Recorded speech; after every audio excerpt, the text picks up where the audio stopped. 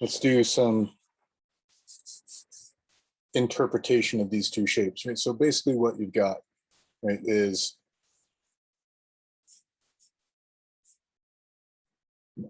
a shape from the profile that looks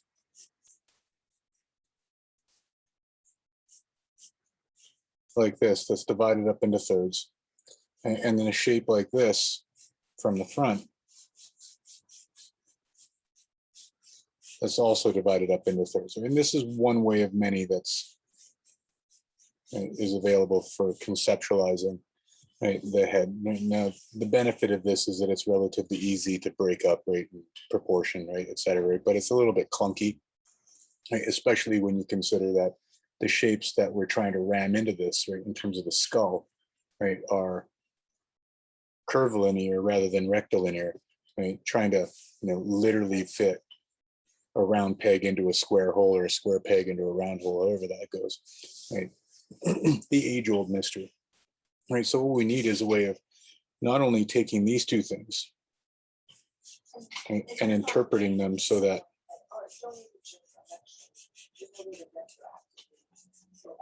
we get a version of a three-dimensional shape that we can likewise start to bifurcate and then subdivide into its thirds so that we can find, side of the face stuff versus front of the face stuff. So we can control the head, right, in a wider variety of positions. So say positioning the ear here, for example, as well as the faceplate over here, and then having a clear idea as like how the jaw is going to move down towards that area. So the other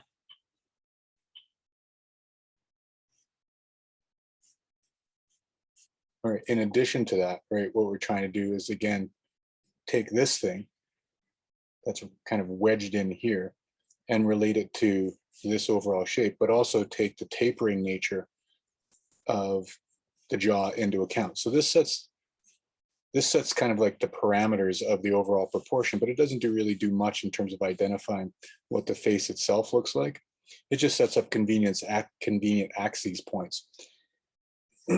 So from the halfway point, this is another useful subdivision. The halfway point between your brow and your nose axis. This is essentially where the center of your ear is. Right, and will also, when it comes time to doing it, right, be a really useful landmark to identify where your cheekbone is, right? Because you have something called your zygomatic process, fancy word of saying your cheekbone, that comes out from this point, or from this point here, right, all the way out to this stuff here. And so that's a nice landmark to look for because it wedges into that space. But it's also a nice landmark from the front, right, in terms of like, this is where your jaw starts to taper. And if we divide this space laterally up in half, your jaw effectively just tapers down towards that particular point. And again, these are generic proportions, generic relationships, right? So this isn't, the way things are always going to be for everybody across time, right? But this is a nice way of starting to break that up, right? Which means that if we had that same sort of subdivision in here, that means that the jaw is going to start to look something a little bit more like this as it starts to come down towards the base of that box. And so that's one way of softening this area.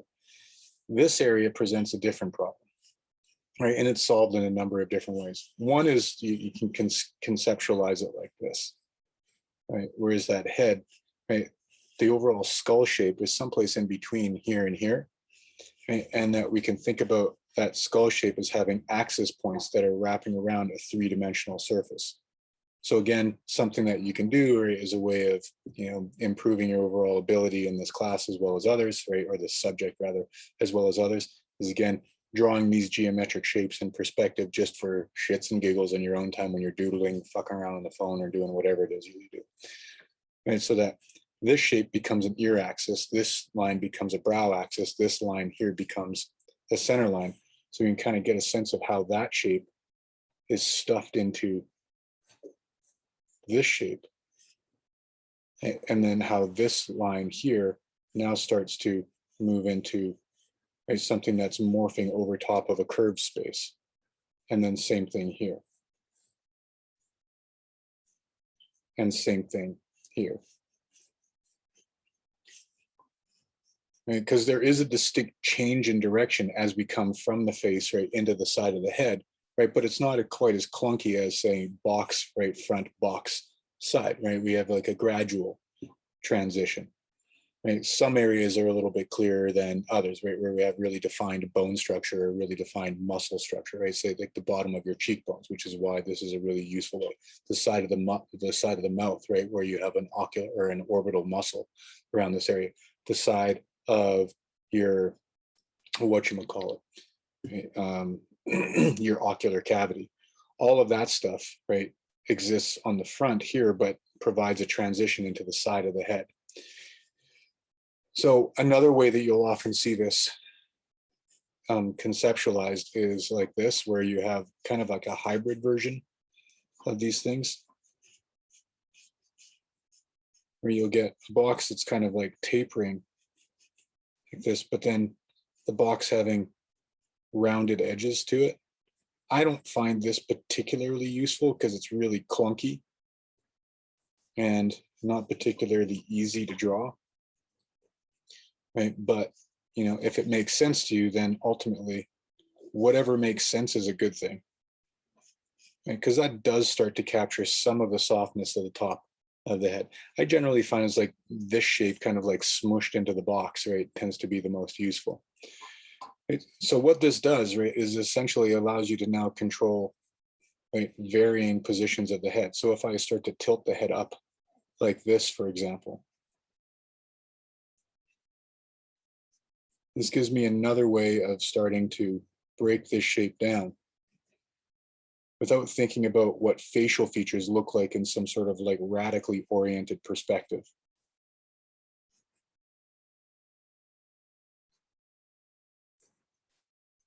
Because now all I'm looking for are those axis points, right? Side of head, front of head. In this particular position, it's a bit irritating, right? Because now I've got to deal with neck stuff. Whereas here, I can think about, if you think about the head from this position,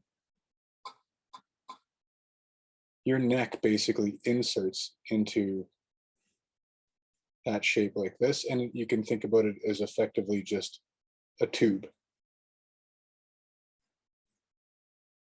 that overlaps that skull. Right? And then we have an ear someplace over here. Right? And then you've got all of this face stuff coming down off of it. Like Sorry, that. Jay, you're a wee bit cut off there. Oh, thank you. Lovely, thank you. So then you've got all this face stuff coming off here. Right? And now it's just a matter of figuring out how this axis translates over onto this side of things and how much we can actually see, right, of those individual chunks of the face. And then this, you know, nasty piece of business here, right, is like, how does the jaw look like, or what does the jaw look like as the neck attaches into the bottom of the head, right? And as a way of dealing with that, try and think of this as just a shape. Okay? So if you can look for a shape that looks something like that as a way of attaching this back to that, that makes it a little bit easier. But there is a fair amount of abstracting that takes, right, or that needs to be done in order to get this hooked up with that at this basic geometric level. Right, so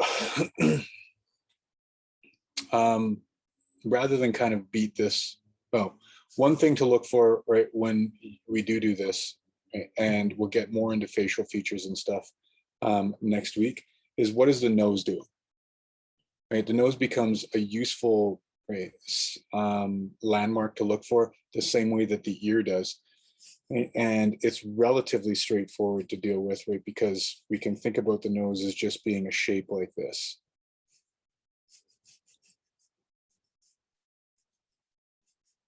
right? And that shape, right, grows out of the center line, right? And because we've already, or the center line of the face, just like, you know, the neck grows out of the center line of the torso, we can basically place this thing along this center line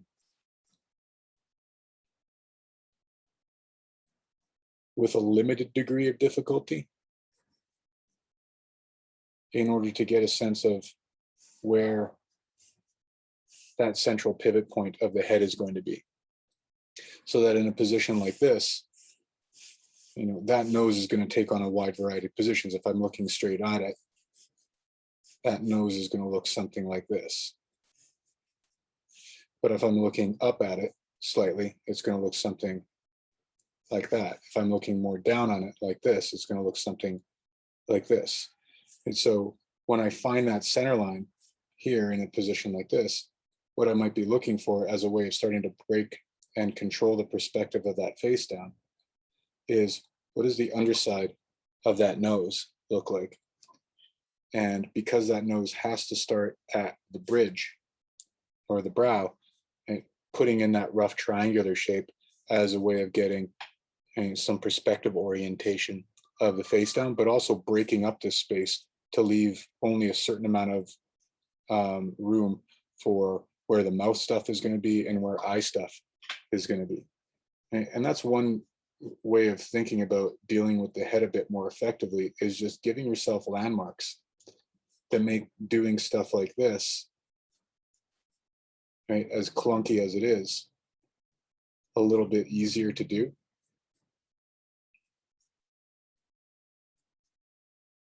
Right, because now at least, right, you've got less guesswork to do inside that area, right, as opposed to trying to draw from the top to the bottom, right, or deal with individual facial features. We're basically trapping facial features inside these basic geometric shapes. Okay, so give yourself a screenshot of that. And Ezra, could we do a 5-minute pose with the head in, you know, something that isn't profile or frontal, right? And obviously not to the back, right, as well, because, you know, then what do I got to draw?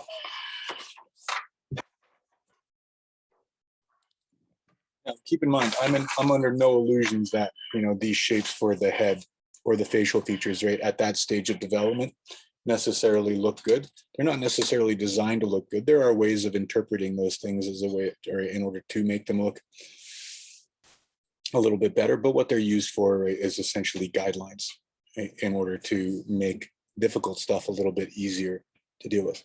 I'm just going to kill my video feed here.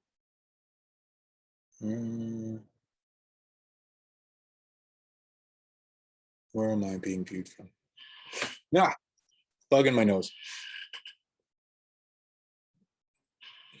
There. So we just have my mitts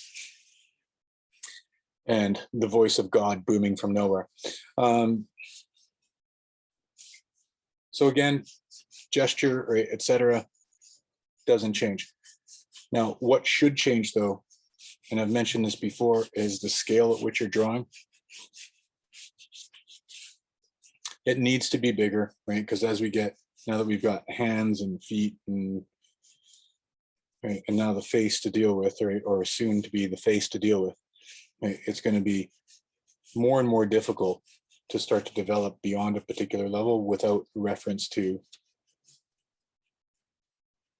a larger image.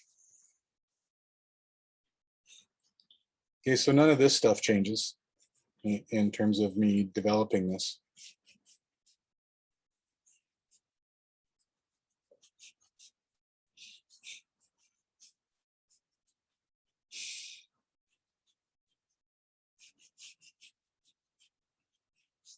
Initial information, and likewise,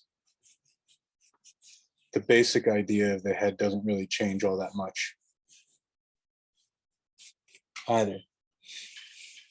I mean, all I'm really concerned about at this stage is that whether or not the proportion of the head matches up with the portion of the body that I'm dealing with.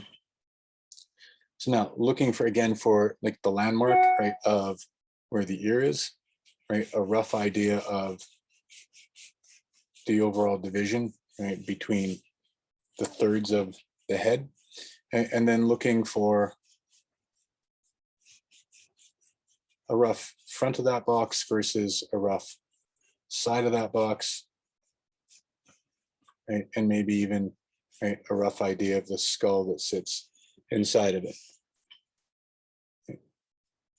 Don't forget, again, right, the usefulness, right, of just treating the hair as another volume, another mass, right, in order to soften the clunkiness, right, of this. Okay. And now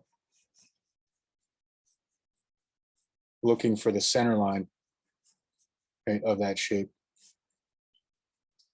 as a way of giving that a little bit more perspective twist, the same way that your center line here gives you perspective twist in the torso. If this is all that you got done, so to speak, right, for the development of the head inside a 5-minute pose, that's more than enough, right, as a way of showing that you can control the basic structure and proportion of the head. This doesn't do anything, right, obviously, in terms of identifying, right, how you can control facial features, but at least it gives you an idea of, like, you know, people that are looking at your drawings, that you can control the general structure and position and proportion of that particular thing. Everything else, right, with respect to this is essentially, right, about facial features, right? So a nice way of starting those facial features, as I mentioned, right, is to try to get an idea of where that basic shape of the nose is going to be, right? What that's going to do is allow it to be easier to then start to change the direction of that face plane by finding the ocular cavity, right, on either side, right, and also transitioning from the front of the head into the side of the head.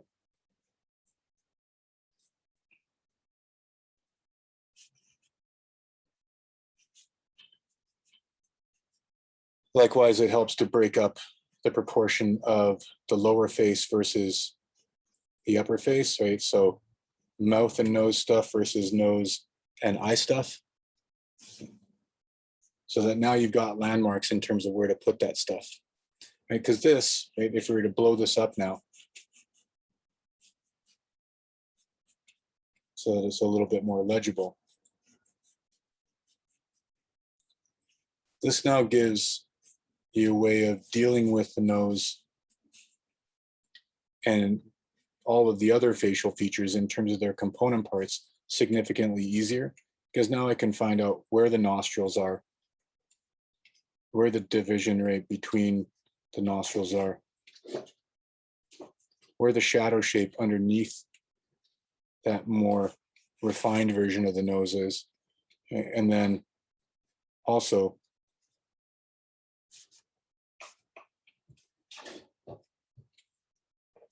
right, starting to tighten that up, and also using that as a way of transitioning into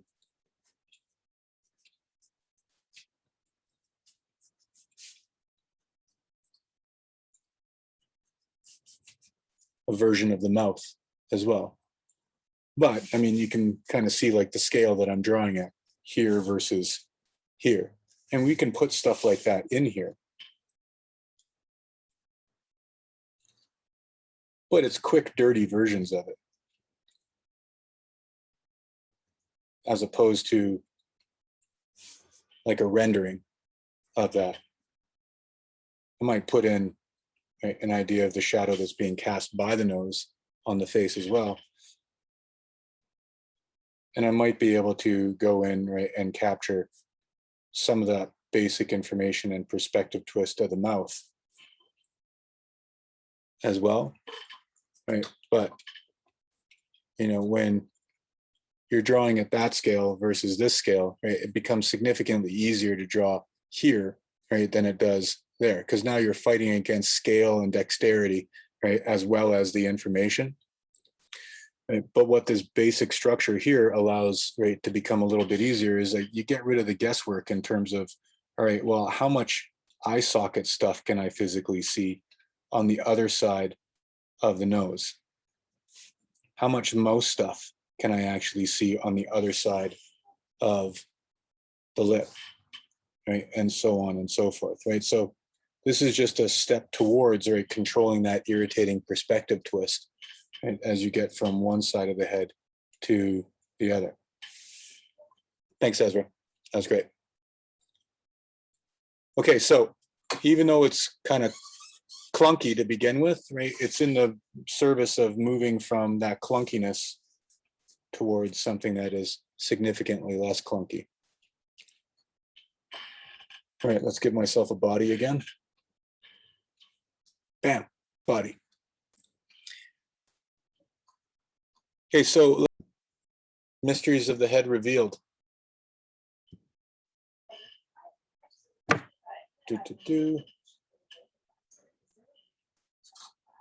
Okay.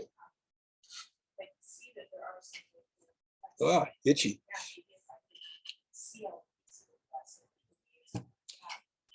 Okay, gang. Probably not surprisingly, everything that we're doing with the head relates to the generic proportions that we've set up with respect to the pelvis and the torso. Get in frame. So this basic box, again, provides the development of the basic proportion for both the pelvis and the torso. Right now, again, whether or not you're looking at that from the back or the front makes no difference. It's going to be exactly the same, as is the structural breakdown internally. So what the center line is doing from the front or what the spine is doing from the back, same sort of bifurcation of the pose, same thing with your hip axis. Right, dividing that first division up into half. But obviously the pelvic plate at the base of that central line or the sacrum at the base of that center line, right, becomes, right, a bit different. Right, but still that center line now provides that structural information. Likewise, when we come up to the top of the center line, finding this triangle at the base of that shoulder axis, right, to represent your clavicle, and that same triangle on the back to represent what the scapular spine is doing. If we invert that triangle so that it's pointing upwards as opposed to downwards, now we've got an idea of what your trapezius group is doing. The peak of that now has to line up along that center line. So this is all structural information that we've gone over up until this point that all relates to that center line internally, okay, as well as setting the proportion of stuff. Now what we haven't done is access the proportion or the structure of the head. And if we just stack another one of these boxes on top of this, this gives us a way of not only proportioning the head, right, but also, right, the bit in between the torso and the head, aka the neck. So if we divide this space now up in half and then into quarters, this gives us some axis points. Right? And then divide this whole space up again into halves and quarters. That gives us some proportional information. Okay. Basically, your head from the front and the back sits inside this section of that subdivided box. Okay, so 3/4 of that box is the vertical height of it, and half of that box is the lateral height of it from the front and the back. And it essentially balances on top of, right, that triangle for your trapezius group. And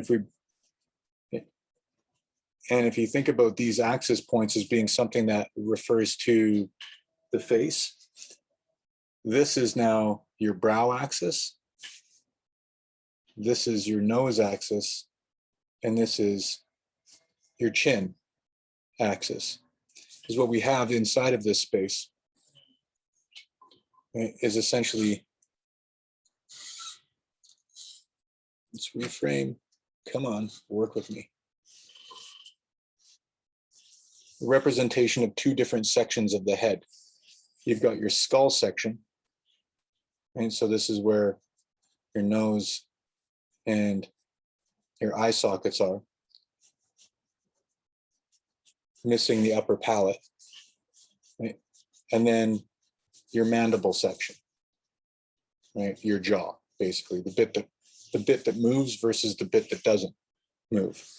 And so your brow axis isn't representing your eyes necessarily, but is representing your eyebrows, or the top of your brows. Your nose is representing this. And the nice thing about that is that if we stuffed ears on these things, or on this thing, your ears, generically speaking, are about level with the top of your brow and the base of your nose, right? Both from the front, obviously, and the back. Now, the important part about finding this proportion, right, and separating these things up into axis points is that now they give you a way of starting to populate this space with what will be facial features, right? Specifically, generically, right, simply, or right, more complexly. And so when we start structuring the head, we're not necessarily interested in facial features, which is an intuitive way of thinking about the head. What we're interested in doing is setting up some sort of substructure to populate those facial features in a little bit more easily. Now, the benefit of finding the ears, right, as well in relationship to this is that you have a big muscle that comes up from your sternoclavicle cleft all the way up to the base of your ear. Now, I'm drawing that both from the front and the back, right, for reasons that will become obvious, right? That muscle is this muscle here. It's called your sternocleidomastoid, which also happens to be one of my favorite words in the English language, right? So that thing comes up and attaches to this little bone at the base of your ear, right? And you can feel that back here. This is called your mastoid process, right? So this muscle is called sternocleidomastoid because it has three different connections. Your sterno, right? Your breastbone, cleido, clavicle, right? And then mastoid, right? This is your mastoid process. Right, so this becomes a really useful way of attaching the torso back to, or the head back to the torso, because this thing has to start here and has to end there. And on either side of it, if I bring down a vertical line directly from the profile of the head, now I've got a good representation of the neck. Now, obviously, that doesn't look like that from the back, but you can see some of this stuff from the front. And when we look at this stuff from, or sorry, we can see some of this stuff from the back. And when we look at the neck from the back, your neck physically comes up and attaches like this to the back of your skull. And you can still see the profile of the neck. And it's separated into two, well, more than two parts. You can't see this stuff, but this stuff helps you attach that stuff back over there. From the front, you can see this stuff. And it creates a really obvious icon. You get this big M shape, right, with your neck structure that then separates the leftover triangular bits of your trapezius and your clavicle in behind that, and essentially traps the head inside that position. Likewise here. Right, so even though we can't see facial features or those facial axes, right, or these structures from the back, they become a useful way of starting to conceptualize how to attach this back to that stuff over there.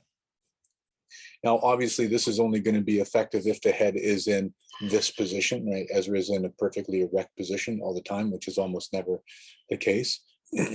But what this also gives us is a way of comparing your chin axis to your shoulder axis. How much vertical distance is there between the bottom of the chin and the top of the shoulder axis, so you can more accurately position the head. Another useful landmark is, where does your trapezius group enter into the profile of the neck, so that you can compare where this point is versus where your chin is. So if we think about the chin kind of sitting like this most of the time, well, this might be the initial hit of where you put your head, but maybe the head is actually down here like this. And now we compare where this is to where this stuff is, and can more accurately position it vertically, and then look for this, right? And use both of those things as a way of growing the head up out of the torso. So just like the hand and the foot are part of the forearm and the lower leg, your head is just as much about the torso as it is about, facial features and stuff. So this is decent from the front and the back. Obviously, this doesn't help in terms of the profile. Well, maybe not obviously, right? But from the profile, the biggest difference, right, again, starting with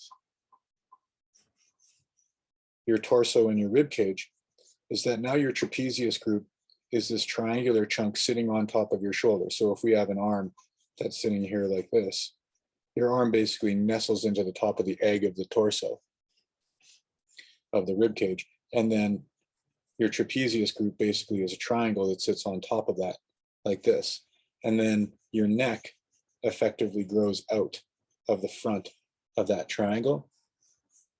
And we know that this proportion here, right, is this proportion here. So now what we want is to duplicate that proportion. Now this box analogy becomes a little bit clunky from this side for a number of different reasons. We're only using a portion of it, for one. And so dividing this thing up into quarters, right, is still a useful way to go about this. Right, and now your head takes up that section, whereas your neck takes up that section. But your head, right, from a profile is basically just a box. So if you divide this up in half again and in quarters again, your head effectively sits in this sextant over here. Now the biggest difference between the head from the front versus, or the front and the back versus a profile, is the shape of your skull changes entirely. The shape of the skull from a profile is more elliptical. And if we think about this as now being inside of a square,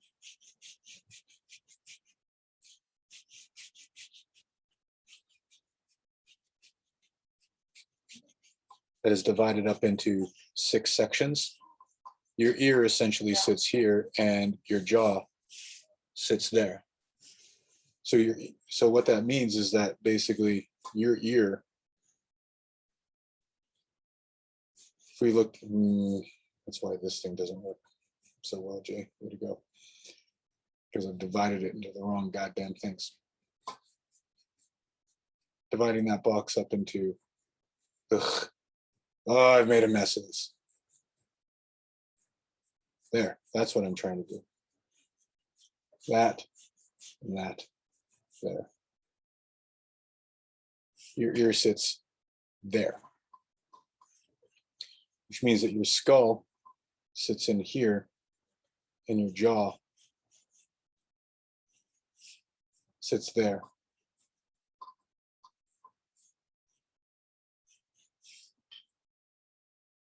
And then this big muscle here, right, when I twist that to the side, you can see how that becomes like a really nice track down to this.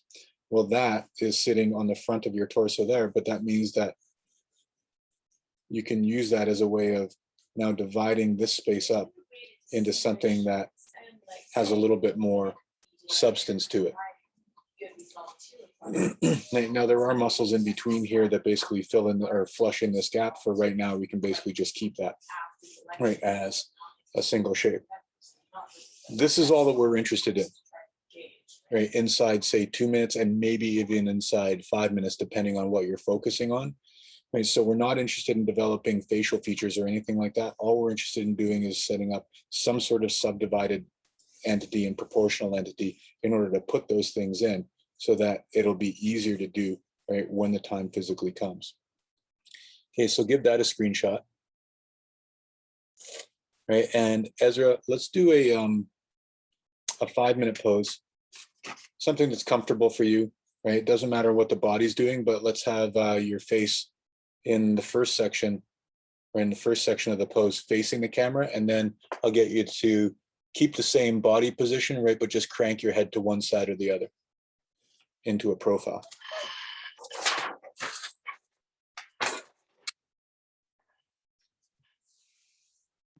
This is a 5. This is a 5. Yeah, it'll be about 5 minutes.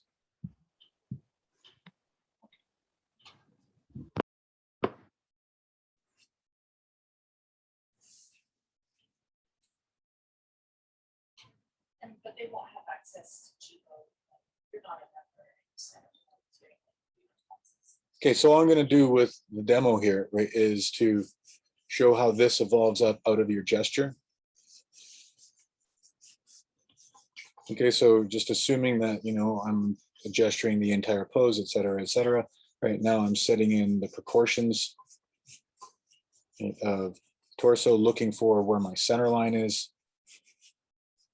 Right. This is going to be just as important when we start to get deeper into the anatomy of the torso as it is for setting up your head structure. So it's useful in that regard as well. Now looking for this, right, in terms of where my trapezius group is, using this rough proportion now is getting a sense of how big this overall area is going to be. And generally speaking, the head is significantly bigger than we tend to think about it. Right? And then knowing that the head now has to grow up out of this area, I can start to look for that basic icon, right? And then throw up this proportion, right, that balances on top of that, finding my center line of the head vertically as well as laterally, now starts to break the head up right into its overall proportional parts, right, into its individual thirds, which now gives me my brow axis, my nose axis, my chin axis, and where my ears are ultimately going to be. This is really all you're looking for, right, inside of a 2-minute pose, right? And you can even get a lot of mileage out of making your sketches look significantly more Ezra-like, right, or whoever-like, just even by putting in the frame of the hair, right, over top of a structure like that, or even putting in just a little landmark for the nose, right, or for the brows, or for the mouth, right? Something simple like that, right, will, rather than trying to draw like the, you know, the Egyptian hieroglyph eye or anything like that inside of this, even something like that will just boost the overall level, right, of the drawing. This is typical of what happens, right, with including the more expressive parts of face, hands, feet, right, inside any sketch. Ezra, can you now crank your head to one side or the other? Perfect, thank you.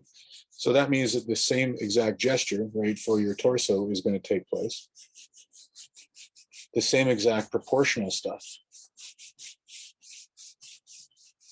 takes place. The same sort of structural stuff, right, in terms of looking for where this is, looking for where that is, right, giving me a clearer idea of how my arms are now going to attach to that stuff, etc. Right, but now I've got a different structure to deal with. Still looking for my sternocleidomastoid, right, and you see how that now grows directly up out of that section, and now attaches to where the ear needs to be. So where this proportion now gives me a rough idea, right, of how tall the head is going to have to be. Right. That ear now has to sit inside, right, of this overall section of the head. And I know that my jaw is coming down to here. So now it gives me a rough idea of where that head has to be, so that now I can start to attach the rest of the head stuff back to this. Right, and again, even though I have just axis points here, I can make that feel a little bit more Ezra-like just by putting in the overall frame of the hair in order to develop the face.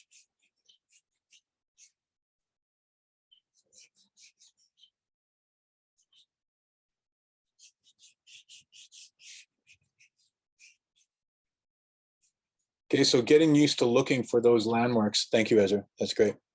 Getting used to looking for those landmarks, right, in terms of your sternoclavicle cleft, right, the peak of the trapezius, right, as well as these overall neck muscle shapes. That'll make placing this stuff significantly easier. So let's do, before the break, let's do a couple of 5-minute poses. Gesture structure the same way that you normally have, right? Draw bigger. It's going to be increasingly important that you draw bigger.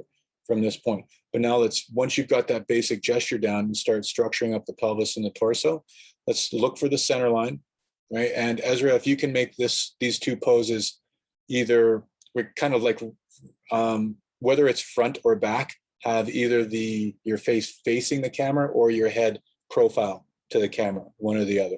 That'd be great. Okay, start building the head up out of the torso, right, first, and then whatever you have time left over for afterwards. Obviously, there's stuff in between profile, front and back, right, but we'll get into that after the fact. There's too much to go over with the head, right, in one fell swoop. Okay, so camera feeds and shares back up, okay, and let's get to business.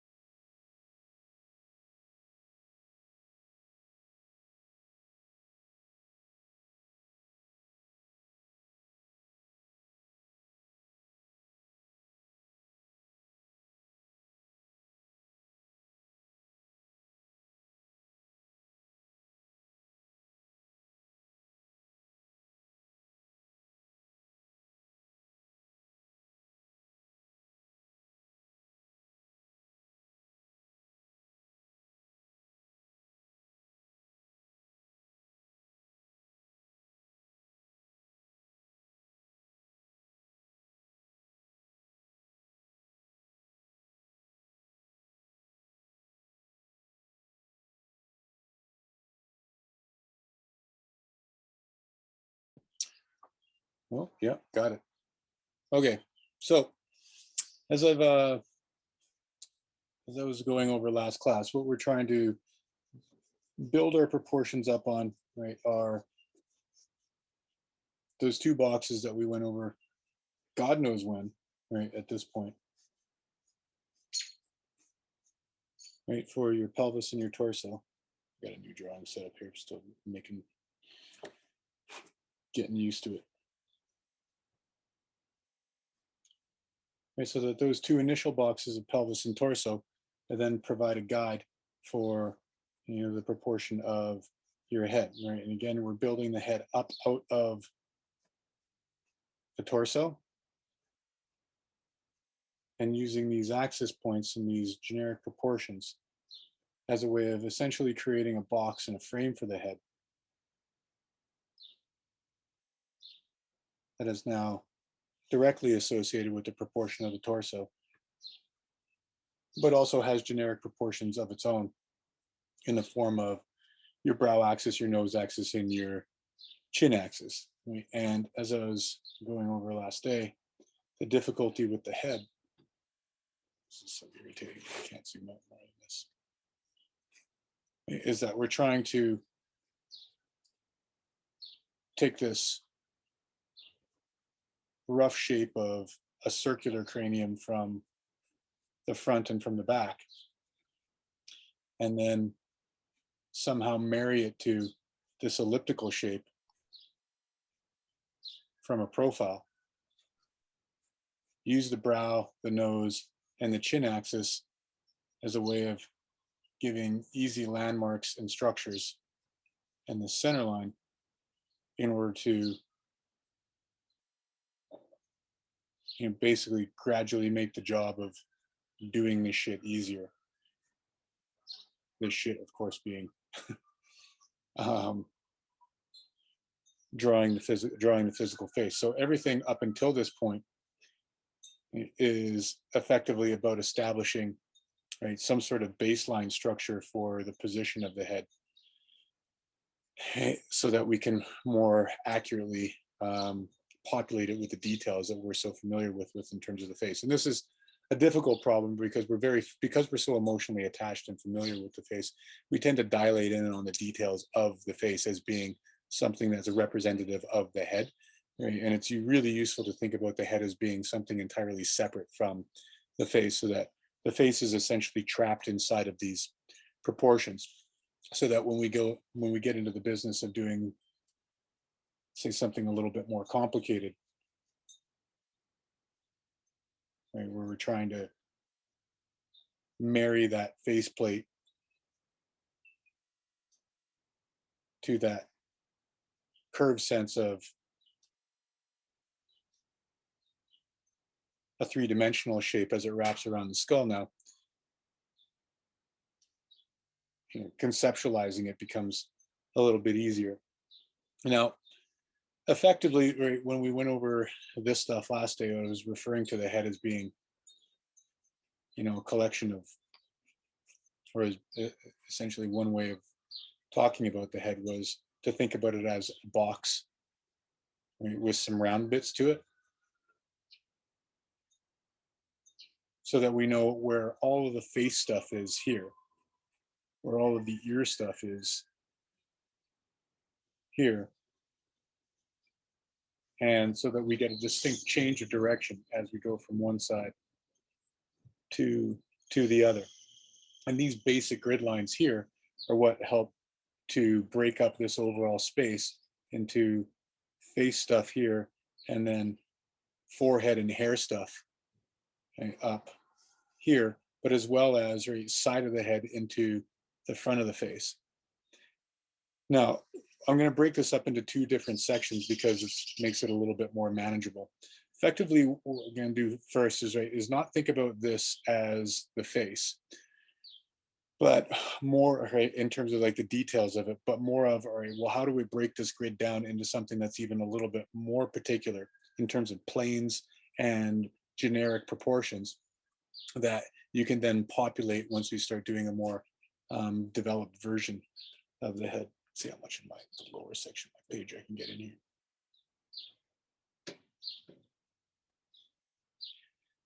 Okay, so there are certain landmarks on the head that become really useful to register. Now, importantly, and again, this is just a formula amongst many, and effectively, what I do, right, and basically what anybody who teaches this subject worth their salt, right, is doing is mixing and matching all of the different approaches that best communicate a way of getting in and out of this area, with a certain amount of ease attached to it. So you know, if these proportions don't line up with stuff that you've experienced already, it's, or that you will be experiencing in the future, wouldn't worry about it. Right? These things are effectively just a way of making something complex a little bit easier. Okay, so this is your baseline, right, in terms of your brow axis, your nose axis, your chin axis. And again, when we're establishing this in relationship to this, we're comparing, right, where the base of the chin is to the base or to the top of the shoulder axis, so that we've got a more accurate way of putting that stuff down. Now, in terms of axis points in here that are going to be equally useful for us, you can take another halfway point between the top of the brow and the base of the nose. And this will essentially give you a nice landmark of where your cheekbone is going to be, right? So this chunk of space right here. So that's going to be a really useful thing to look for, because that's essentially going to tell you where your head, right, is turning the corner into the side of your face, right, and where your zygomatic process is. It's a nice word. Okay, so this channel, right, your cheekbone, all the way through here, basically running all the way back to the middle of your ear. It's essentially the center of your head, right? So the center of this entire proportion. So that's a nice landmark to look for. If we then break this overall space up in half again, and alternatively, depending on, I don't know, essentially my mood or how well it seems to have worked, right, the previous iteration of me doing this, I'll either break this space up into a half, right, or into thirds, and create another axis point. And the important part of this, right, is that all of these axis points are running parallel to each other. Right. What this is, again, right, is particular to the formula and doesn't really matter so much, right, as long as it's a representation. I'm just going to use the halfway point this time, right, because I think it just makes it a little bit simpler. This is going to be your eye axis, right? So the axis that literally runs through the corners of all four corners of your eyes. And again, those things are level with each other. So we got two more halfway points here. We have another halfway point here, running laterally in the pose. Okay. This is going to be the center of your eye, right, as well as the corner of your mouth, ultimately, right? So this gives us a nice way of setting up where your mouth and eye relate to each other in terms of their lateral proportion. If I divide this space up again in half, going from center line to the side of the head in either direction, this inside halfway mark is going to give me two chunks of information. Right? That's going to give me the inside corner of the eye, as well as the outside corner of the nostril. And then this halfway point here is going to give me the outside corner of the eye. And so what I've essentially done is made an even smaller grid inside of this space in order to help to identify where all of my facial features are going to have to line up. Same thing down here. If I divide this space up in half again, that's roughly speaking going to be the center of my mouth. And then if I divide that space up again in half, that's roughly going to be the size of my upper and lower lip, right? With exceptions, obviously, right? Put in place, right, for individual, for each individual, right, each person's physical characteristics. Right now, this is just a proportion, just like our generic proportion, just like this is a generic proportion, right? Nobody's going to fit into this, or at least very few people are going to fit into this, but this is a relatively easy way of getting in and out of things, right, relatively quickly. Okay, so, you know, when you start to smash people's facial features into something like this, what you get is something that kind of looks like them, kind of feels like them, but it's kind of like a universalized version of them, because all of our faces are fucked up, right, in some sort of way. Have I told you guys yet how my face is fucked up? I don't think so. No? You guys want to hear how my face is fucked up? Absolutely. All right. So I have a long-running narcissistic project where I do 2 self-portraits every year. And when you study anything for a long period of time, you start to notice all of the inconsistencies and irregularities in it. So for instance, like I thought that I was painting my ears wrong for years and years and years, right? Where one was always, significantly higher than the other. Just turns out that my ears are significantly lopsided, runs like almost a quarter inch higher or lower, depending on the side you're looking at, than the other. Right? My eyes are a little bit droopy. One's kind of like more closed than the other one. My chin's a little bit lopsided to one side. The peak of my increasingly bald head is a little bit lopsided, etc. My nose is fucking awesome, but everything else, right, is all fucked up in some sort of way, and we're all going to be like that, right? So what this does is essentially gets rid of all those irregularities and smashes them into a relatively easy to remember format, so that you don't have to deal with all of the inconsistencies that present themselves to you with every person that you draw, right? So this could easily be myself or Guy or any of you or anybody on the planet, right? Because we're not drawing a person, we're drawing, right, a formula that this person's facial features are going to get stuffed into, right? So all of this stuff, right, is then getting, to varying degrees, right, placed inside here. Now, obviously, you can tell just by me going ahead and starting to do this, this becomes problematic with the amount of space that you have in order to do that. So for those of you who are drawing digitally, you'll need to zoom in a fair amount in order to start to develop these details, or even these grid lines that will be placed for these details. For those of you who are drawing traditionally, you're going to have to draw significantly larger, right? So even at, say, like the full size of my hand, and I'm not a particularly small person, right? That's still going to be, right, pretty tight to draw in facial details.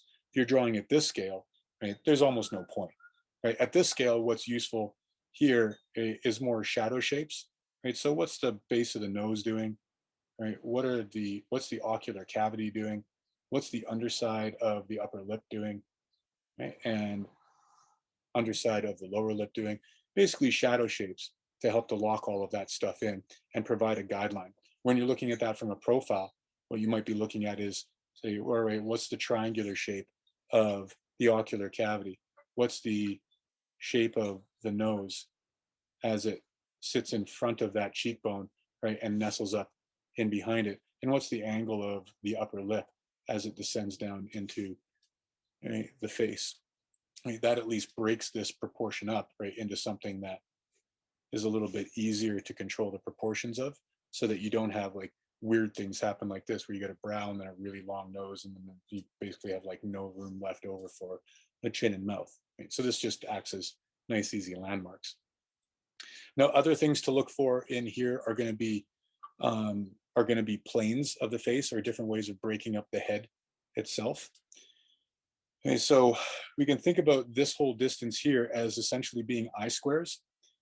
And in the middle of this, we've got essentially one eye, and then two eyes up on either side of it, sitting inside this first half from the brow to the nose. And then you effectively got a half eye on either side of that before you reach the ear. Now, sometimes you'll see this divided up into 5 eyes as opposed to 4 eyes. Generally speaking, I think the 4 eyes is easier to remember and makes the head a little bit more reasonable to draw in terms of its width. So I generally just default towards the 4. That also makes it pretty easy to remember as well, that you have 4 eyes going sideways or laterally, right, with 3 in the middle and then, right, 1 on top. 2 of these things actually being your eyes proper. We'll go over, right, the actual shape of the eye, characteristics of the eye in the second half of the class. But then underneath that, you also have 4 eyes. So you have another eye, another eye, and another eye, right, coming down, so that these spaces here, right, are equal to each other. So that makes it just a little bit tidier, so to speak, to remember.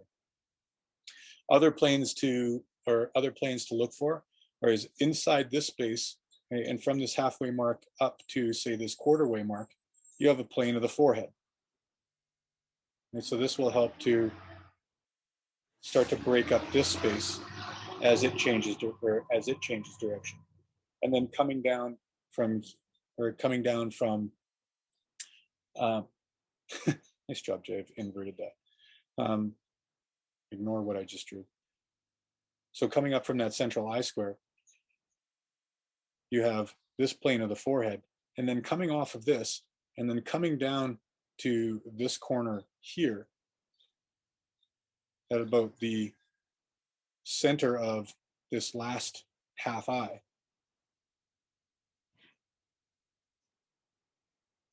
you have another plane. Do I have an eraser? No, of course. You have another plane that represents the turning of the head, but also gives you a way of indicating that there's a slight change to the top of the brow at that area. And then if I come straight down from there to the corner, you're going to have the corner of the eye itself as this moves back into the side of the head. So essentially you're drawing that chunk of space there. Right? This will be more important when we get into a more more perspectively oriented shape of the head. So this obviously gets duplicated over here. Right, so that helps to break up that space. Inside this space here, you've got a nice big circle that exists inside these two halfway marks, right? This quarter mark, right, and the bottom of your nose axis. That's essentially the side of your mouth, right, or the orbital mouth, or the orbital muscle surrounding your mouth. From this corner, from this halfway point of that half eye, again coming down to this point of the chin, you have another line that helps to break up the face into its jawline and cheekbone. From this point here out to the corner of the mouth, you have another shape or another angle that starts to carve off the jaw.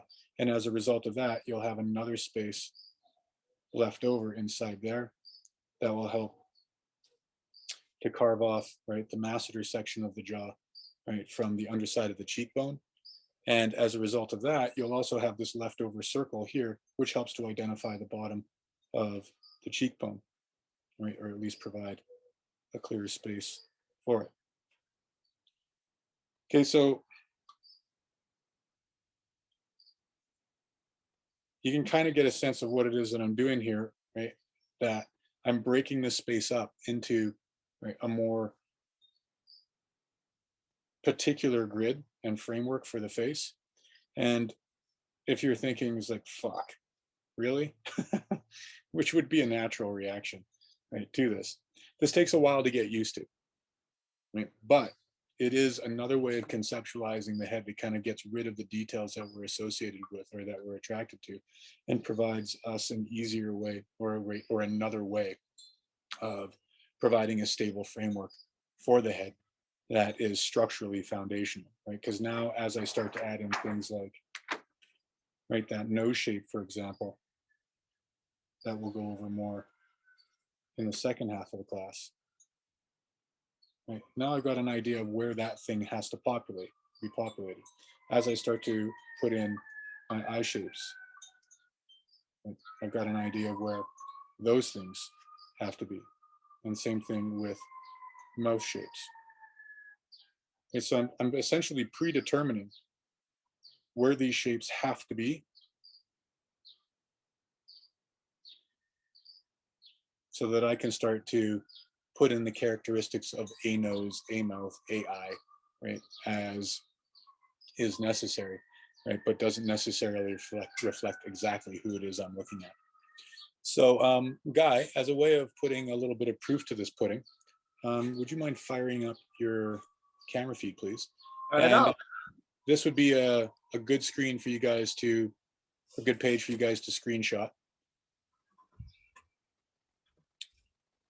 And then we'll just do like a 5-minute pose with your face frontal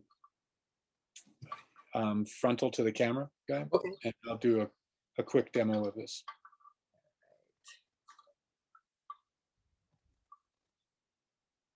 Bear with me. I'm just going to move the camera to portraiture. Sure. And actually, maybe not frontal, maybe just like a slight 3/4. Sure.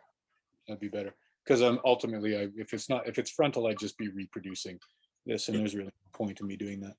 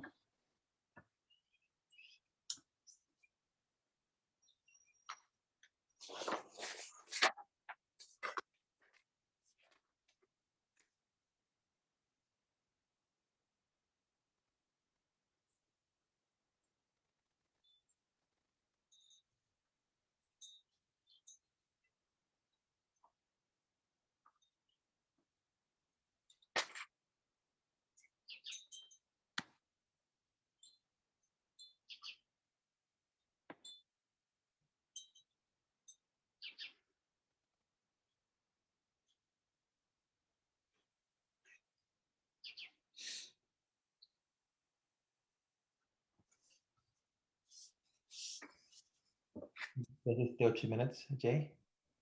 I'm just gonna do a demo for 5 minutes. And then yes, after that, there'll be 5-minute poses. Yeah.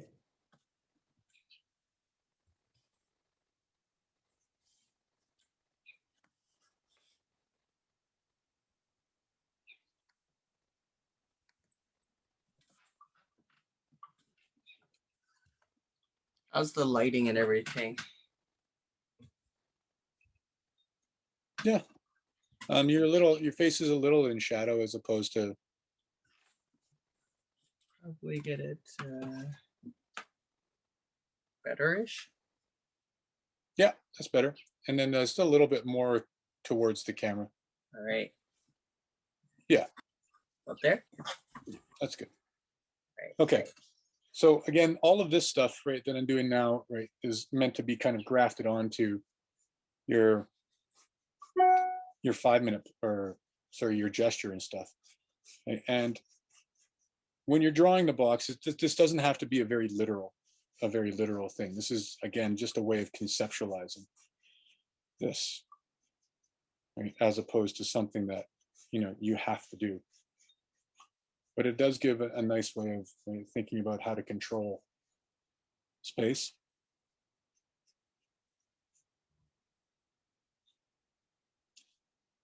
So that, you've got a rough idea of how much stuff you've got on the front here as opposed to the back. But again, this stuff is growing up out of this stuff. So how much of this stuff you have underneath the head, right? And where, your head feels like it attaches to your trapezius group, etc. This is going to be key to making this feel accurate, right? Because this is only going to feel as accurate as whatever it's attached to. So now inside this space, I'm basically breaking up this overall front faceplate, right, into the proportions, right? So 3 equal proportions, right? This proportion underneath the chin to the base of the sternoclavicle cleft, right? Essentially the same, right? And then inside the space, breaking this up even further. And once I've got this space down, right, I'm effectively not really even looking at Guy, right, at this point, because I know where all of this stuff needs to go.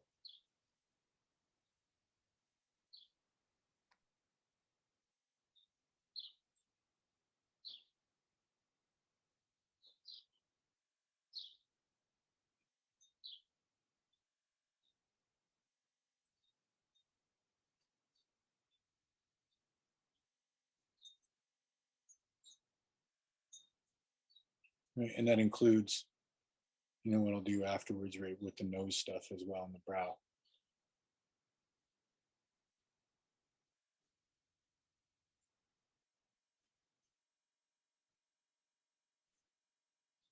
So again, it's a complicated formula, but it's a formula nonetheless.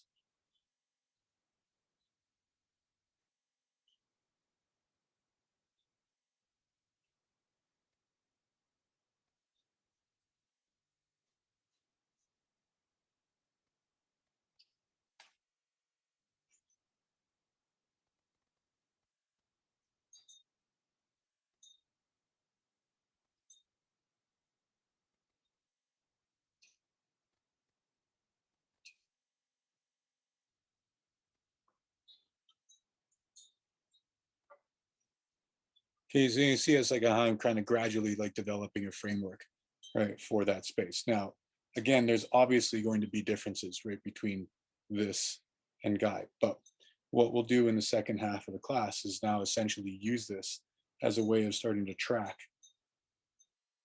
right, where the details of Guy's face are going to be. Now, what we have gone over already is the nose to a certain extent. So that becomes a really useful way of starting to develop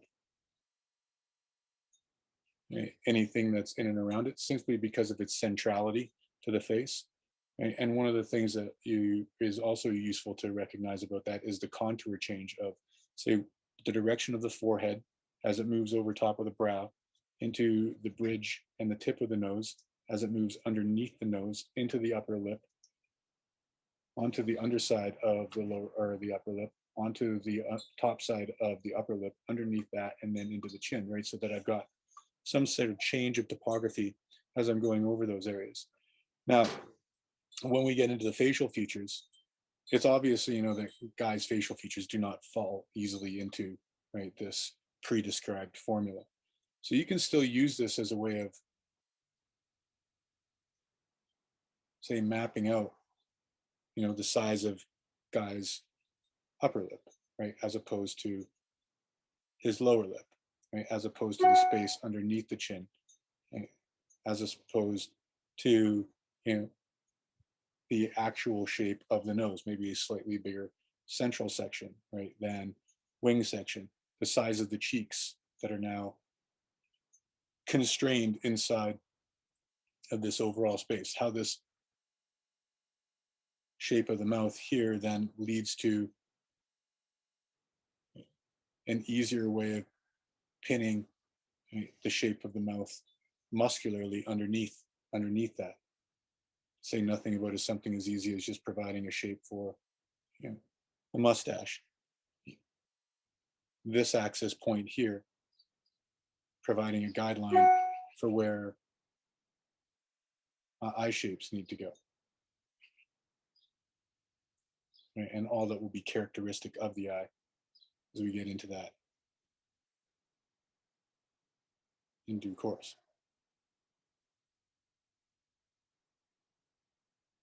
Okay, and then using all of this information, in addition to what we went over with the hair last day, the hair makes your life so much easier, right, in terms of doing any sort of portrait drawing, right? Simply because, like, even if you had all of the facial features down accurately,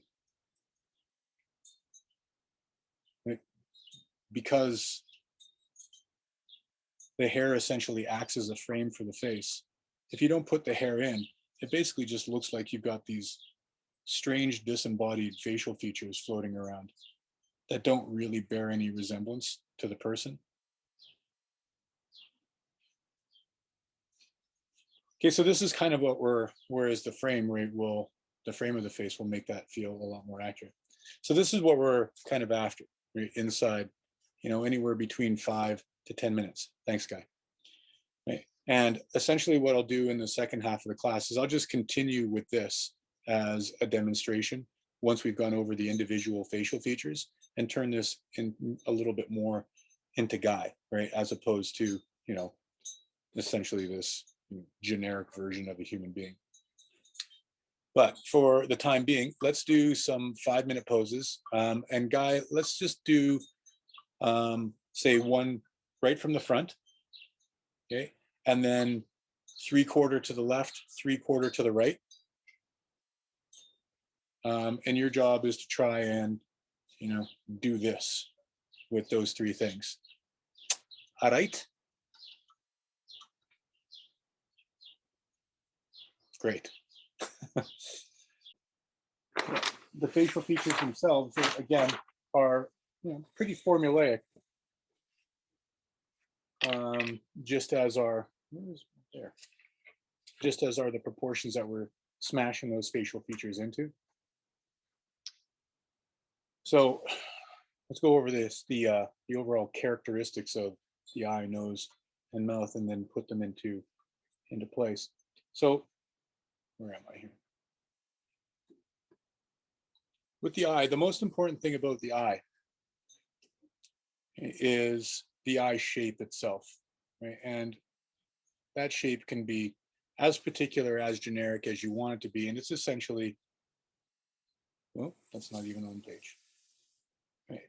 It's essentially the portion of the eye that we think of as the portion of the ball that's physically inside of our head, right? And that is poking up through the upper and lower lid. And then when we look at the eye from a profile, right, that ball analogy becomes, right, even more useful to keep in mind, right? Because the ball of the eye itself is kind of nestled back in the orbital socket of the skull.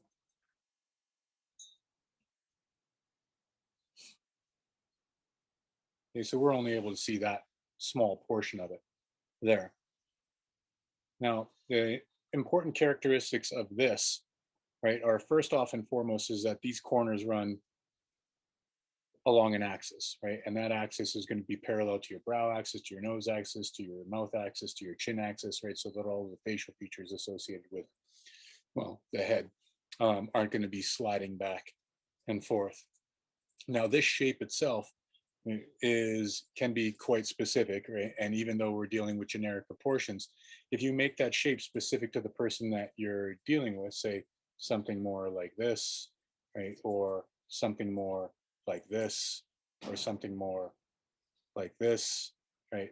And any variety thereof, even though the generic proportions are, or the proportions are generic, right, the shape itself will start to express a significant amount about what that person actually looks like. So you want to be quite specific or particular with that shape.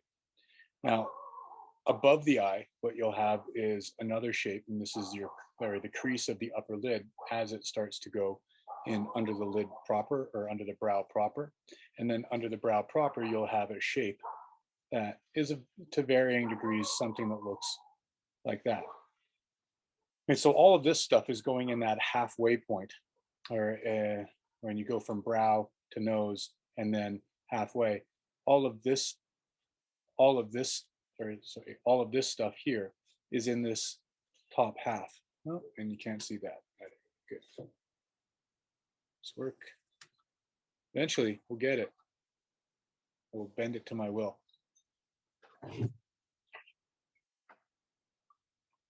Okay, so all of this stuff is in that top half, or that top half, right between your brow and the base of your nose.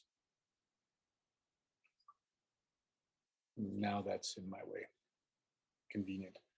Underneath this space, right, you then have a shape of the lower lid that puffs out more on the outside than it does on the inside. This starts to thin out, and as you come towards the inside corner of the eye, you're going to have an indentation. That indentation is your tear duct, so your eyes physically start to water from this point. Your outer lid will always appear to overlap, or sorry, your upper lid will always appear to overlap your lower lid at the outside corner. And your lower lid, because we're looking down on the eye like this for the most part, as the eye moves back into the head, your lower lid will tend to have a bit of a thickness to it, just as your upper lid will tend to have a bit of a shadow underneath it, not only because the light source, right, is being blocked out by that upper lid, but also because you'll have your eyelashes, right, casting that shadow or contributing to that shadow as well. So everything, and then above this, obviously, you have the eyebrow itself. So everything about the eye up until that point is essentially stuff around the eye, as opposed to what we think of as the eye, which is your iris and your pupil, which are the closest things in the natural world to being a perfect circle as we've got, which means that to your brain, it's a really unusual thing, because generally speaking, right, these perfect geometric forms don't arise. What that also means is that because your brain knows this, is that you'll try to draw that full circle of both iris and pupil. And as a result of that, what you'll get is a long series of really surprised and scared sketches, right? If you think about it this way. Another way of thinking about it, though, is to draw just the whites of the eyes. So the space that's left over on either side of the iris, as a way of drawing that shape a little bit more accurately. And we'll get into this when we talk a bit more about negative space, and when we talk about negative space at all. Is it where just because your brain doesn't have any sort of predisposed attachment to what those shapes look like on either side of that, and as a result, you'll get the shape of the iris a little bit more accurately, and then you can place the pupil inside of that. So all of that stuff is getting jammed inside this ocular cavity here. Right? So that's what we're using that ocular cavity for, is basically a nesting ground for all of this stuff. Nose is not dissimilar. Right? Now your nose can be simplified into, a number of different ways. Right? First off, is easiest just to think about it as a triangle. Right? It starts at the top of the brow and comes down to the base of that ridge line. And then that triangle is divided roughly up in two. And then that triangle, or that shape, gets divided up into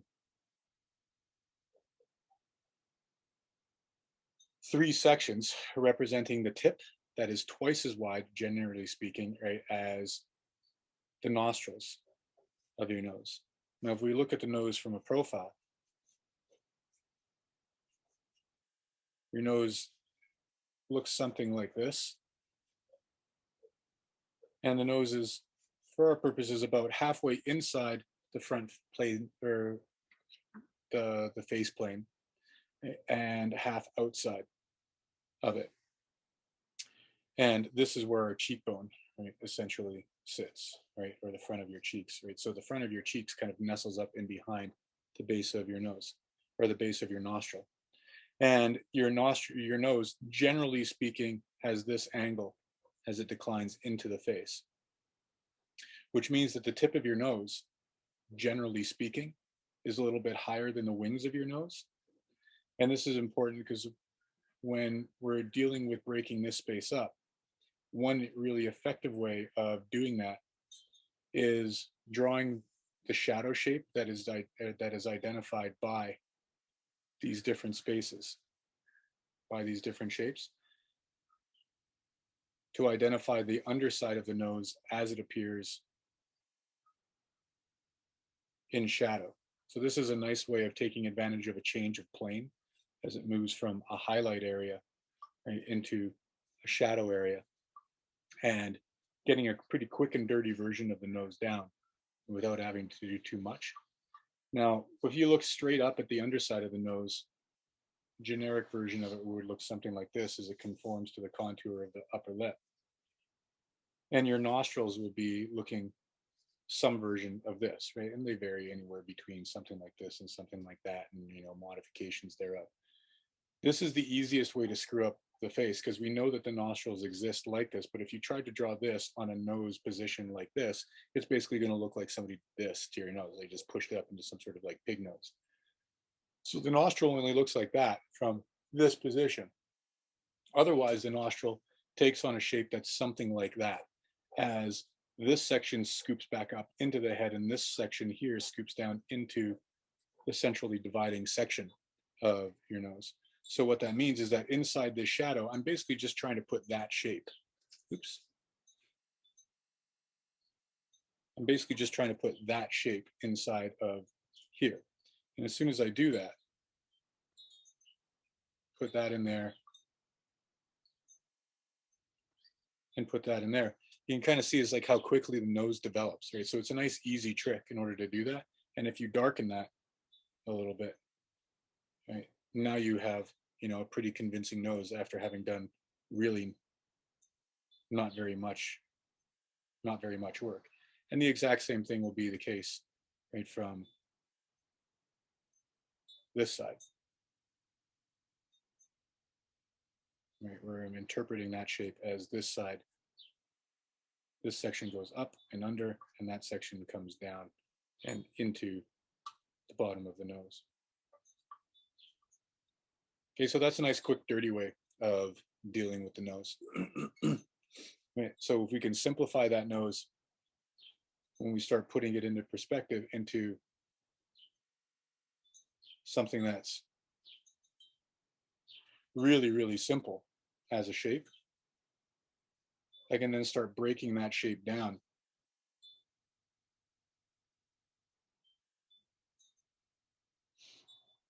into something that's a bit more complex, but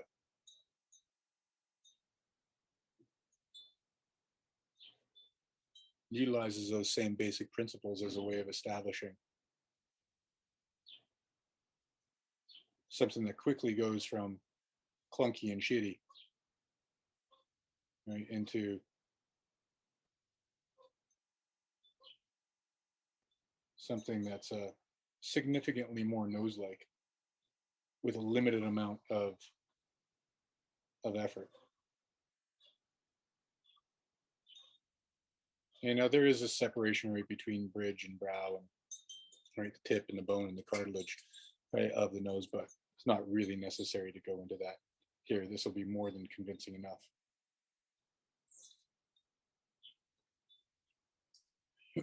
For the level of detail that we're getting into with respect to the face. Okay, and then the mouth is the is a really simple thing as well, formulaically. We think about the mouth as those three different proportions, or those two different proportions, right? Upper lip and lower lip basically being equal to each other. Remember, the corners of your mouth line up with the centers of your eye. And the upper lip is essentially divided up into three parts. The central part being a V with a convex top, and then the outer wings of the mouth being having this is a concave top. And then the outer wings starting off convex and then moving up into another concave section at the corners of the mouth. The lower lip is essentially two muscles on either side of a center line. And the two important characteristics about that lower lip is that the upper section of that muscle is what pushes up against the bottom side of the upper lip to create the contour of the underside of the upper lip. And that the shape, the topography from this side of this lip into the corner of the mouth here, there's almost no change of direction as you come off of there, which means that the shadow that you're going to experience underneath the mouth as you come into the chin, that occurs right there, just as your upper lip will carry a shadow, right, as well. Okay, so this area here remains relatively light, because otherwise what it ends up feeling like is if you darken this whole area is that, Guy and whoever else it is that we're drawing will be wearing essentially lipstick. Okay, so those are the facial features that we're dealing with, and then it's our job to try to essentially interpret these things, right? So how do we take a mouth, for example, that's in 3/4, right, break it up into something that's relatively user-friendly in terms of proportion, and then start to break up these proportions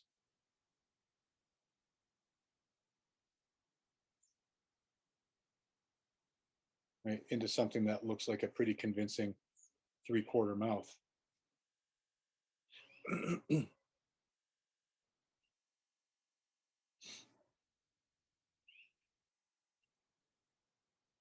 And we're going to use those generic structures that we've gone over beforehand.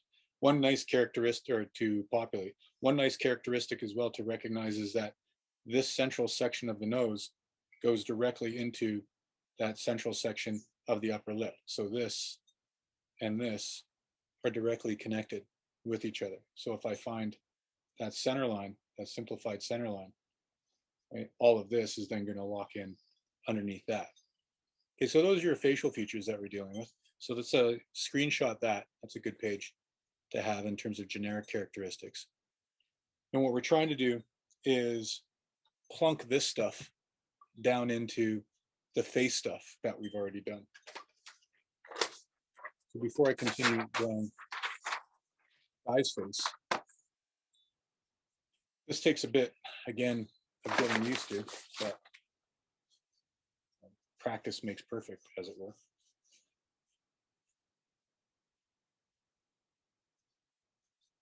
Used to find this really disconcerting drawing through the camera guide, but now it's become a part of my perpetual visual field.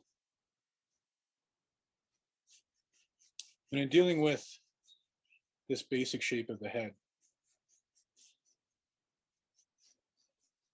right, and that box analogy, your Iron Man mask analogy.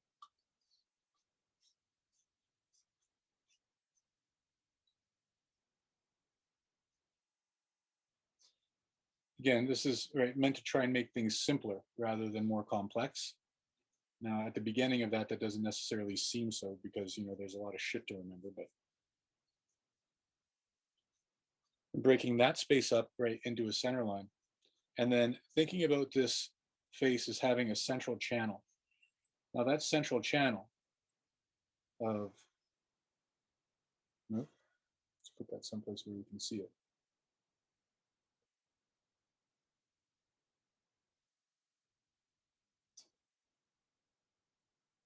That central channel is essentially this. The inside corner of the eyes, the outside corner of the nose, right, which also lines up with the chin. that becomes a really useful way to start to break this space down.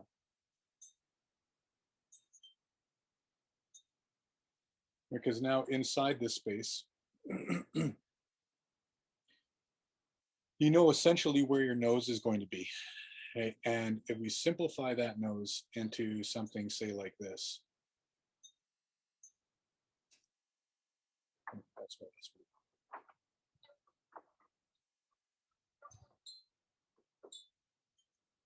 Now I've got a way of pinning all of my other facial features to that area. Now, another key characteristic, and I mentioned this in relationship to your cheekbone, is that as you come down to this halfway point of the eye, that halfway point of the eye identifies where your ocular cavity is going to be. So your ocular cavity is coming down to that corner point.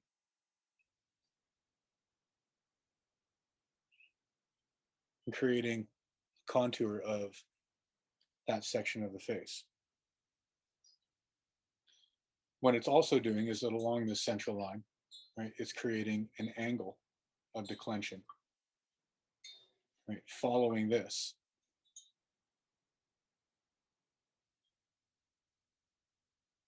That helps us to place not only where the eye is going to be, right, but also how this section of the bridge, or the brow of the nose, moves backward, right, as the brow of the face starts to project forward to basically protect the eye socket. So that means that your nose is going to be moving off of this section like that.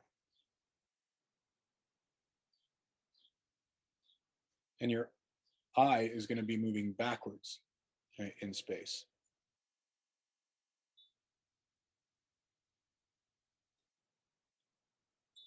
Okay, and then the eye shape is again clunked in here. And now this shape provides me the bottom of that brow, and this shape provides me the top of that eyebrow. And the shape of my nose, right, gets modified as I start to populate it with the characteristics of what is nose. Same thing with the mouth. Okay, popping that in here, looking for this change of direction and that center line so that I can put in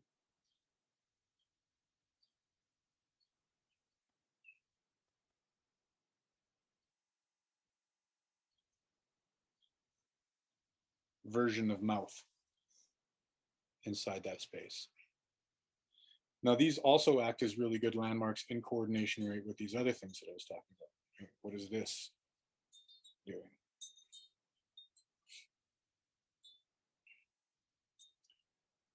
As I come across here, what is this? How does this now move out towards something that's a bit more jaw-like?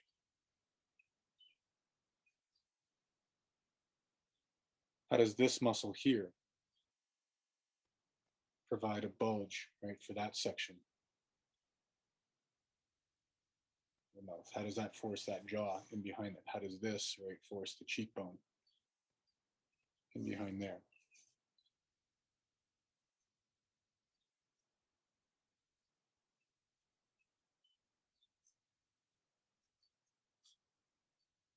Okay, so this obviously isn't an intuitive way of drawing the face, right? But it is a way to reconceptualize it, to give some firmer structure to things so that we can, you know, more clearly identify the proportions and stuff that we're dealing with.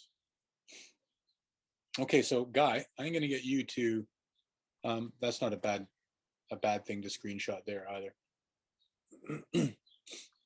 Guy, I'm going to get you to fire up your video feed again. You got it. You please, and then take on that same pose that you're dealing with for my last irresponsibly brief demo.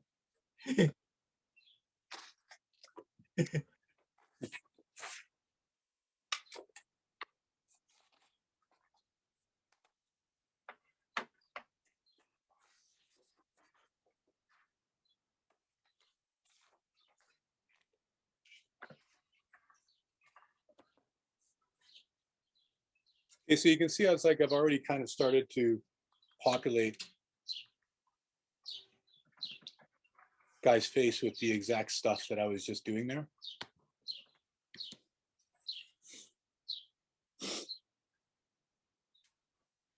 Okay, now the goal here is to, obviously make this look less clunky and shitty, right? And make it look a little bit more like Guy, but now using the guidelines that we've pre-established. This will probably only be about 5 minutes or so, guys. So start to modify, right, and get a little bit more particular, right, with these actual shapes, right? So for instance, I think this is called an epicanthic fold, varying degrees of it. Whereas like this shape here, right, is going to be different than the generic shape, right? So you're altering that, but within these proportions. Right? Drawing again the whites of the eye, right, as a way of establishing where, right, the eye itself, right, is going to be inside that space. You'll notice as well that we haven't dealt with value specifically in this class, right? But you guys have dealt with value with Andrew up until this point. You notice like as the value comes from that inside corner towards the outside corner, this area just kind of disappears into the white of the eye. Right? And this is a nice way of making that feel a little bit more accurate, is rather than outlining the whole thing graphically, you're just kind of like leaving that fade off, right, and accentuating the outside corner of the eye. And so that stays kind of as is. This basic structure of the nose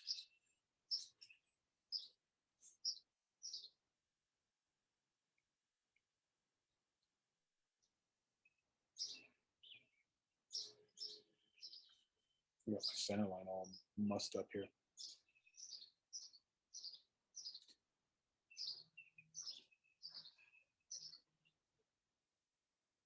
Again, not only drawing the shadow on the nose, but a shadow that's being cast by the nose on the upper lip.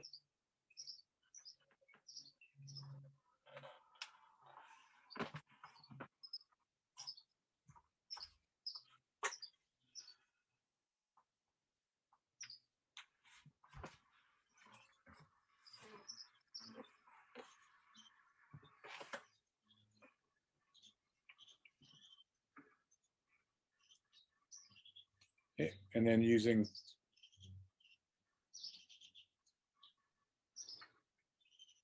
the generic shape of a nostril inside that space, and then darkening other areas that are useful to darken are directly underneath the septum, directly underneath the wings of the nose, to give it a little bit more volume.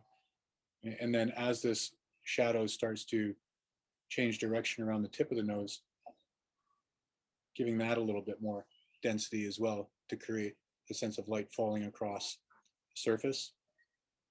And so those are really obvious shadow shapes, but then you can also use, say, the fact that the brow is moving backwards like this with a slightly lighter value. This is where you have, again, identifying change of direction and some volume.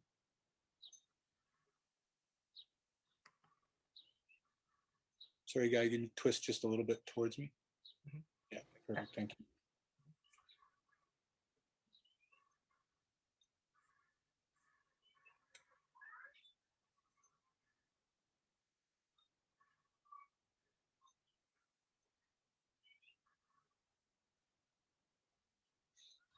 Right, and the facial features themselves as well, outside of the eyes, nose, and mouth.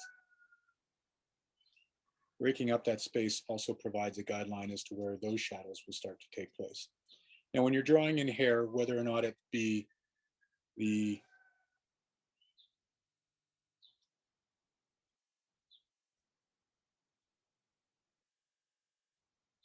hair or facial hair, again, try to keep it as a light value to begin with rather than drawing it graphically.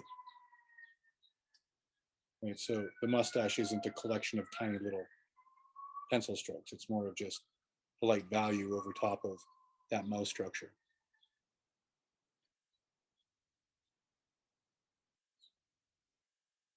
Now, generally speaking, as well as like nice little tricks for the mouth, right, is that the center of the mouth and the very corners of the mouth tend to be a little bit darker, right? And you can kind of leave the rest up to the imagination.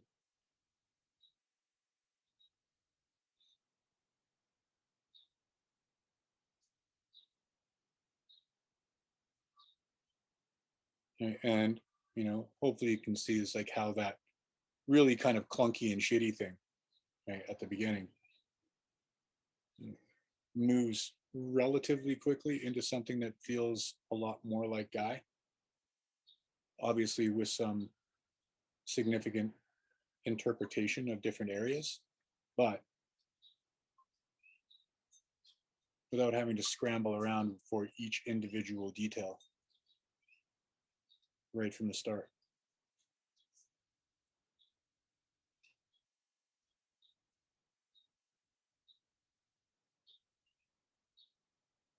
Okay, so again, those shapes, they're not meant to be details at the beginning. Those shapes are meant to be a guideline for details, just like everything else that we've done in this class. The only difference being is that they're just more particular details. Sorry, and just twist a little bit away from me, Guy. Yeah, perfect, thank you. From me, the camera. The new me, the digital me. Soon to be a brain in a vat for all eternity. Sure, that's where this is headed. Makes me think of Futurama, the heads in the jars. I never really got into that show. It's not bad.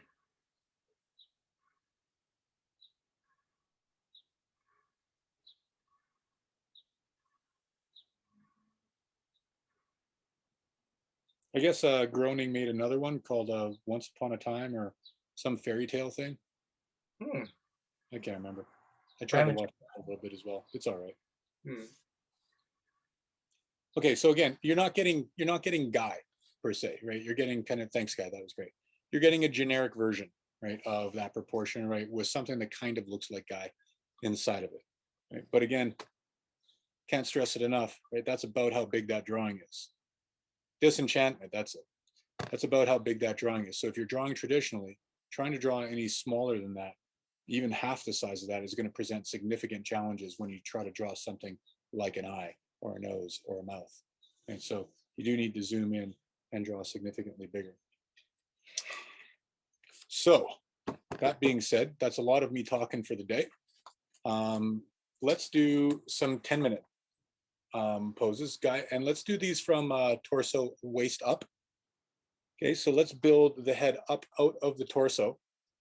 So they're torso and head neck drawings, as opposed to just, you know, disembodied heads.